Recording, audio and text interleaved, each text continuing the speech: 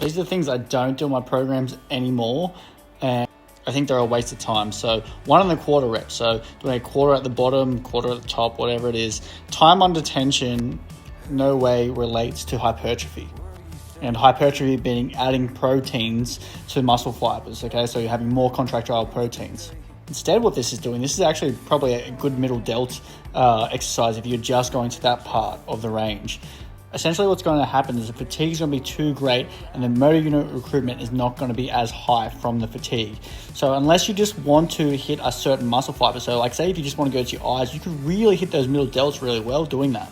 So essentially you're just going to keep training the lower threshold motor units or the medium threshold motor units rather than hitting those higher threshold motor units and having enough tension there to cause growth.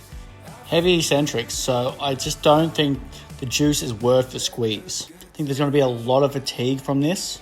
It's going to make the rest of your results worse. And if you don't keep it up, you're actually going to lose the benefits of it, which is the sacromyogenesis, so the lengthening of the muscle fiber. And so I just prefer to keep myself, my clients, just doing normal chin-ups and building up over time. This is the same for long eccentric, so something where you're going down for more than 4 seconds. And this is giving you a lot of time to build up a lot of calcium ions. And once again, that's going to be a lot of fatigue. So I'm not going to be able to lift as heavy. Sure, it feels hard, but hard doesn't mean that I'm going to recruit more muscle fibers and actually get hypertrophy in those muscle fibers. I'm just increasing the perception of effort. I certainly tell my clients not to do this. And this is to chase pumps. Okay, it's not doing anything. Sure, the tricep extension like that is actually really good because the triceps are really strong down the bottom and that's where the band's got it. But doing higher reps like that isn't good. It's just going to be it's not going to be mechanical tension.